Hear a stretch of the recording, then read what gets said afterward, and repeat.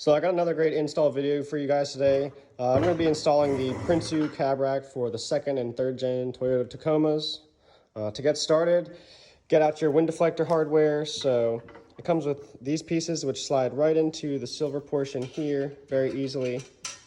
And it comes with a screw, Phillips head screw, washer and lock washer, which screws directly into that. So you'll want to put 10 in, and after you get all 10 in, you can go ahead and screw down the wind deflector. I've done that for ease of the video, but as you can see, it screws in relatively easily with all of those. Just make sure that you line it up here on the edge. And remember that we're using the silver one of these bars because it hides behind the wind deflector and there's no reason for it to be black. So now that we've got our wind deflector screwed down, next thing we'll do is take our crossbar hardware out. Just a few screws, again, lock washer, washer. This is a T30 bit head, so you'll need a T30 to use these. Come over to our side panels. I've already put this on. So what you like to do is put one in the back here. There's 2 screw holes that makes it really easy to work with.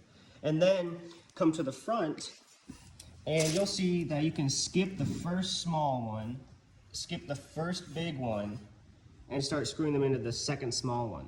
So, like I said, you'll use your crossbar hardware with the T30 to do this. And don't put all of them on, just put 2 of them on. It's easier to arrange on your truck when you do that. So the next thing we have to do is come over to our truck and take out our trim here where our roof rack's gonna go. It should just pop out. There's a little clip in the front, so yeah, just popped it out.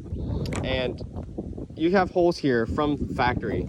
So if you've never messed with this before, you might have to poke these holes, but everyone should have them. As you can see, there's some sticky tape that keeps it down. Next, you want to take a sharp object like I have here.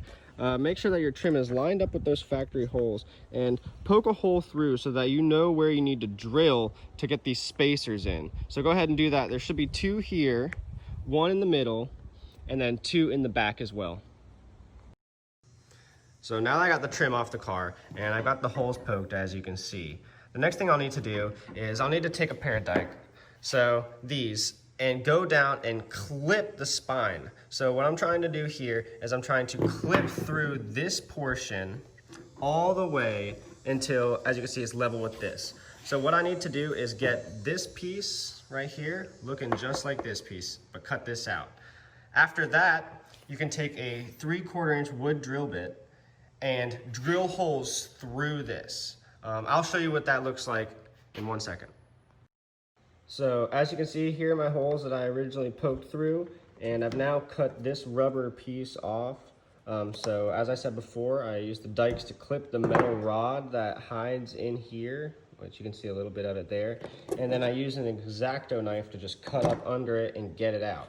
So now that that's out, I can then take, again, like I said, my 3/4 inch wood drill bit and drill holes through here. It's actually easier if you drill from this side.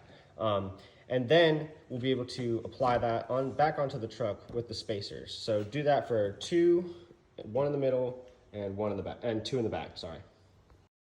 Okay, so now I've got my holes drilled, as you can see here. I'm gonna go ahead and slide my spacers in and then put this trim back onto the truck where we found it. So as you can see now, I've got the rack on the truck with the trim back in.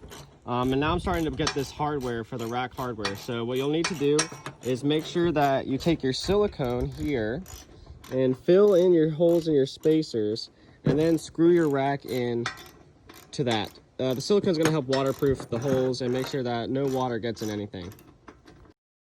So I've got my bolts bolted down with my silicone in there. I've added my last couple of crossbars on here.